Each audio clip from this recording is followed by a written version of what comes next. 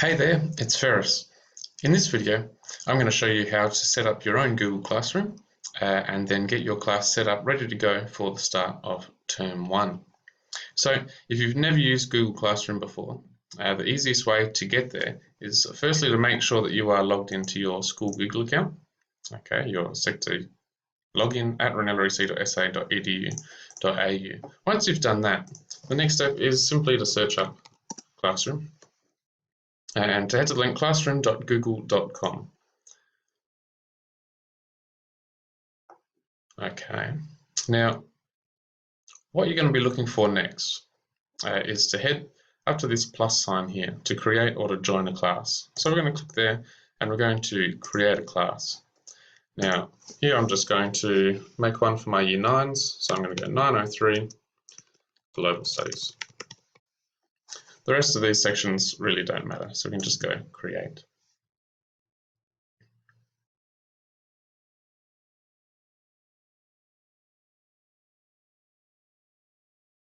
Okay, so now we have our classroom and it's all set up, but at the moment there are no students added in there. To do this, we can do one of two things.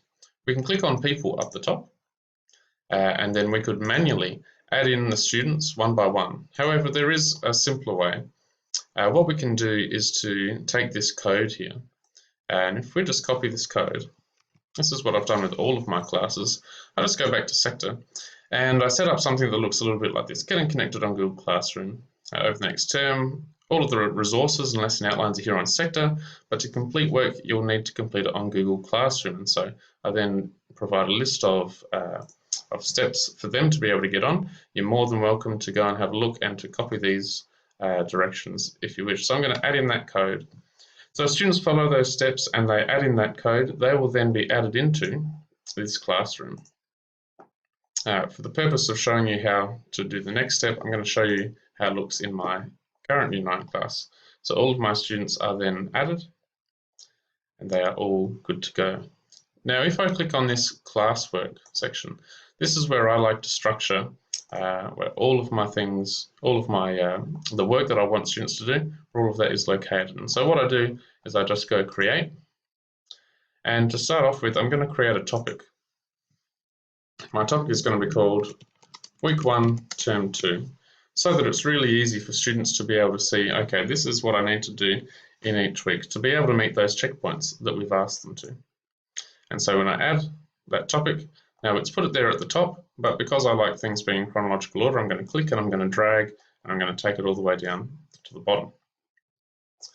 My next step is to create an assignment. To do this, I can go create an assignment, and I have this set up here. So what I want to do is create a folio so students can do all of their formative work all in the one file. So what I'm going to do is call it Flexible Learning Folio. And in the instructions, it's going to be very simple: complete all of the formative tasks in this document. Follow the instructions that are on sector. And what I'm going to do is to click add. I'm going to go create rather. If you already have a file that you want them to be able to manipulate, you can go add and then add it through the Google Drive. However, if you're going from scratch, go create, docs,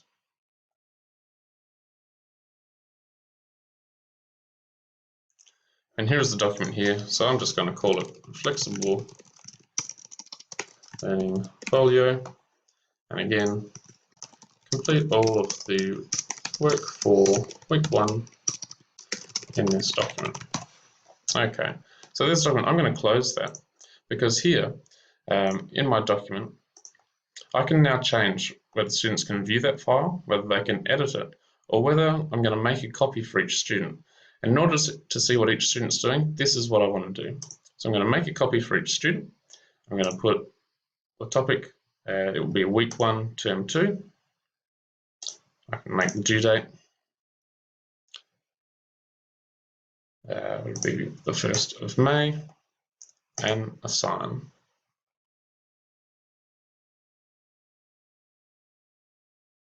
Now let's assume then that over the course of the week they have gone away and done a whole lot of work, but I want to see exactly who is doing what at any given time. So what I'm going to do is click on this button here, Class Drive Folder. And when I open it up, I'm going to have a list of all of the different assignments that I've asked them to do in these folders here.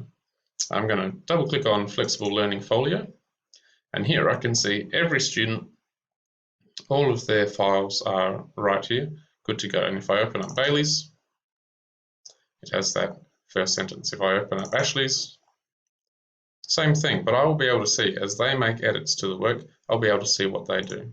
So to demonstrate this, I'm just going to go back. I'm going to have a look at Global Studies Scramble for Africa. And so here I can see that Massimo had a look at February 16. He last modified the file. And going down the list, I can see that some students, Shaylee, if you know Shaylee well, she was unlikely to have a look at this file, February 11, which is probably when I created it originally.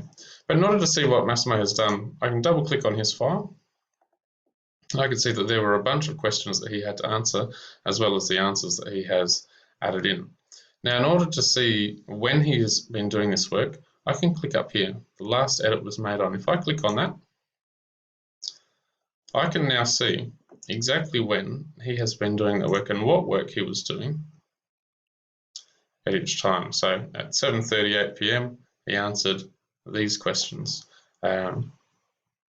Earlier that day in class, you'd taken out something. It looks like you might have copy and pasted, but as we go, we can see all of the edits that he has made right up until the current version. So it's really easy to track exactly how much work has been done, when it's been done, and whether they are on track to be able to be successful. In order for students to upload their work, my suggestion is that they would come to File, Download. Download as a Word document. There's the Word document there. That's the file then that they would upload into Sector in the weekly checkpoint that you have created using the Sector Marks book.